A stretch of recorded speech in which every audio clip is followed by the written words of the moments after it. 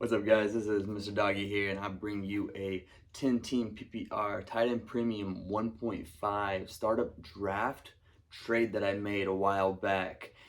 We're going to go over how I traded the 108, what I traded it for, and what I could get out of it, and what I potentially lost. This is going to be a fun video. Short, sweet, awesome. Let's get it.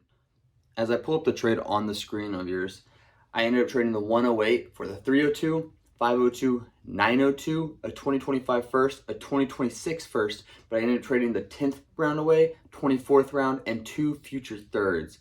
The way I do my calculations is I add the first 2 numbers, second, third, and then I get the little future draft picks. So from the 108 to the 302, I went back 14 spots. All right, see what it's worth. From the 302 or 502, I went to the 1003, and I went up 51 spots. So I was like, okay, that's great value right there from 10 to 5.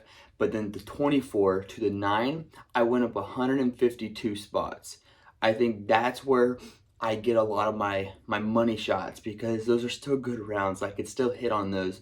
The 9th rounds typically turn into 5th rounds, or the highest chance of the next year 9th rounders could be potentially 5th round startup picks, and 5th round startup picks could be potentially 2nd round startup picks the year after. So those are the kind of bread and butter, the ones I shoot for, because they're great value. People don't value them nearly as much as they would those first 3 rounds, and those first 3 rounds are expensive as hell. But if I can stockpile those mid rounds and hit and do my research, those are the bread and butter that's going to win you your league. I have about 12 picks in the top 70 picks, which is a start 9. So I'm going to have 3 bench players in the top 70. Then it drops down to 100, and then I got to hit those gems. There's still some really good gems down there in those 10, 11, 12 rounds. But I think overall, having 12 picks in my startup draft with start 9 in the top 70, and 3 30s, 1 4, and 4 5s, I believe. That is insane to me, because that is insane value. That's where I'm going to get my money. This is how I still have 3 first-round picks, because I actually traded 1 away for a 4 and a 5. As we go talk about the 108 and what I potentially lost, I could have lost someone out on like Breece Hall, Bijan Robinson. You got Marvin Harrison Jr. up there, which is insane to me. I don't know why he's going 107. But Tyreek Hill, like, these guys are bona fide stars. But I was willing to push that back a little bit to get 3 bona fide stars and some future assets just to lose out on one of these guys. And it's fine. I can hit it later on. Going to what I earned at 302, you got like a Chris Olave, Brandon Ayuk, Josh Allen, Kyron Williams, Malik Neighbors. Speaking of that last guy, Malik Neighbors is a GOAT to get drafted right here. Say 302, he drops to me, and I draft Malik Neighbors. The polarizing talent that this man has, he would have been number 1 wide receiver off the board at any other draft, but he came out with Marvin Harrison Jr., one of the most polarizing wide receivers to come out, which is awesome. I think this wide receiver class is crazy, and if I can get Odunze with that, crazy. But I think taking Malik Neighbors here, and I also have a 301 and the 208. I ended up trading for those, which is great, because now I can get like a Brandon Ayuk, Chris Olave. I can get like 3 of these guys if they fall to me and they drop. And especially with the Brandon Ayuk, he is going so low. He should be in middle of the second, early second. And here's why. It's because I know his situation is a little wonky. All he wants is a contract extension. This man's a bona fide star. He's proven it for 4 straight years. And last year was a great fantasy standard for him. So why not draft him early in the 3rd and hope that he goes to a great situation? Say he gets traded. I just posted a video yesterday talking about 5 destinations that he could go to. Say he goes to the Commanders.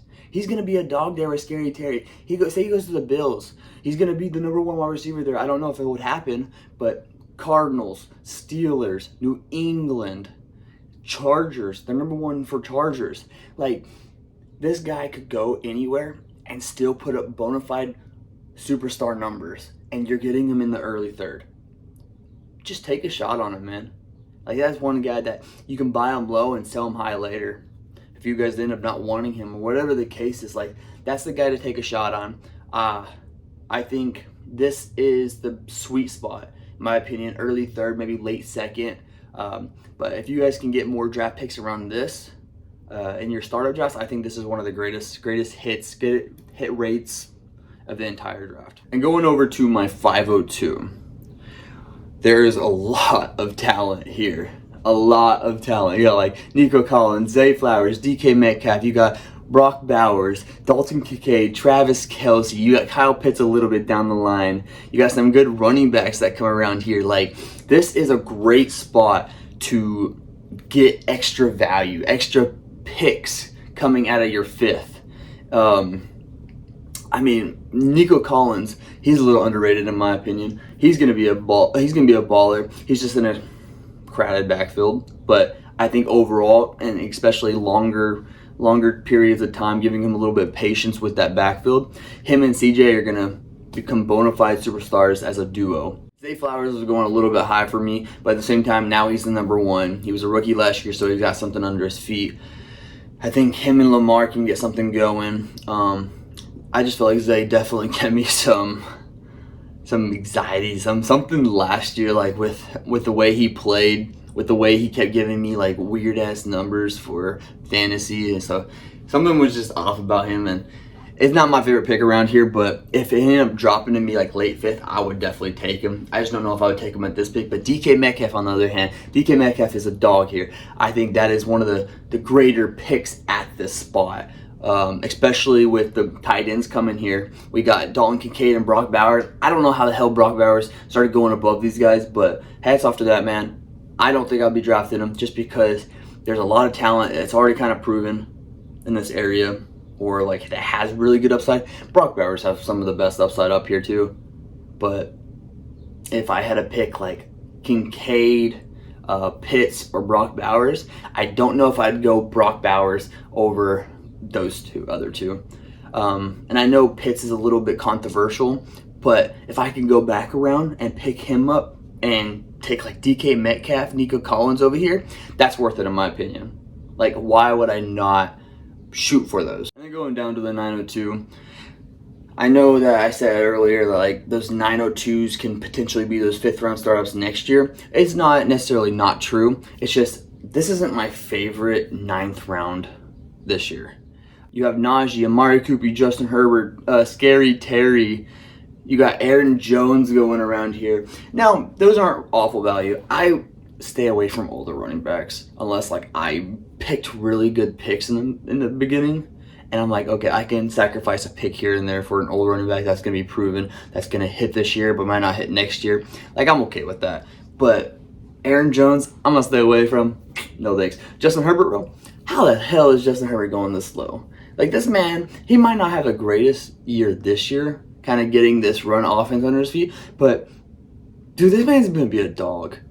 Like, I don't understand how some of these quarterbacks are going so low in these. And I guess it's one quarterback league, but it don't matter. Like, it shouldn't be this low that these elite quarterbacks that went 4th, 5th rounds early in their career are now going 9th, 10th. I know Brock Purdy's going like into the 9th, early 10th, and that makes no sense to me. But you got Scary Terry here. Jaden Daniels is about to be a dog. And with Scary Terry as their number one, and I'm telling you, if Brandon Ayuk goes and you got Scary Terry and Brandon Ayuk at the same time, that's going to be a tandem to mess with, man. That's going to be one of the craziest tandems, duos that in the league right now. And especially with Jaden Daniels being one of those bona fide stars that's gonna hit. I'm calling it now. He's gonna hit.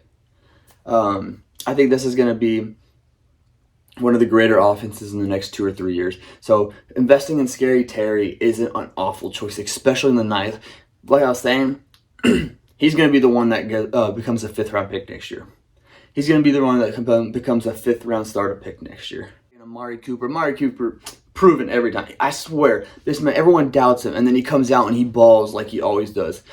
Amari Cooper's going to ball with Deshaun Watson. He's going to ball with no matter what. You got Jerry Jeudy competing for that number one. As a Broncos fan? No, but Jerry Jeudy's great. I think he got the extension for a reason. I really hope he goes off at Browns because he couldn't do anything with us. But it's okay. I think Amari Cooper is going to be another one. I don't think he's going to be up that 5th, but I wouldn't be surprised if he's like a 6th, 7th. He's a little bit on the older side, so potentially not. He might stay where he's at, or a 10 or 11 because of the age. But he's a great person to invest in if you have a solidified roster that's young, proven talent, and then you're like, hey, I don't mind adding some veteran depth that's proven. He's a great one. But Najee Harris, on the other hand, like I said, I'm not big on investing in older running backs, but he ain't old. He's not old. I know he's going into his contract year. That should say something. I don't think the Steelers want him. Okay, cool. So where's he going to go? I don't know, but if he balls out this year, he's going to get a contract extension somewhere. And if it's his contract year, it could be a fantasy winner. But that being said, like, you have to take that chance on these running backs because their cliff is like 27, 28 years old. So how would you want to take that? You like that upside that he could be this fantasy winner? Or would you take someone like Scary Terry, who honestly, in my opinion, is going to be that next 5th round pick? So it's just kind of what you want to take your risk on. It's a good place to be. I want to say it's the greatest place, but it was a nice throw-in with this trade at the very beginning. And then that leads me to my 2025 first and 2026 first for my 2025 and 2026 third round picks in rookie drafts. I love that he threw this in because it was just like a little sprinkle on top of it. He was like, hey, here you go, man. You want a good trade? Here we go. Just take my first round picks. I want your 108. I want some Bijan in my roster. Hey, man, I like Bijan. I'm very high on Bijan. But you can take him. If you give me all this plus some, he's yours. And that's kind of where I stand. I'm always trying to boost my value. People are like, no, we should have an even trade. Yeah, we can have an even trade, but I'm going to do my best to win it because I'm not here to even trade with you guys and become this or that. I'm here to help my team and take my wife on a date after I win the championship. That's what we want every year. Whenever one of us win a championship, my wife's in this league too. We want to take each other on a date, and that's our goal. That's our ultimate goal. And we end up doing it most years. One of us takes each other on a date, and that's the goal this year. I'm not here to even trade anything. I'm here to win. But that's what I gotta say. That's where I sit. Mr. Doggy here, and I hope you have a great one. Bye.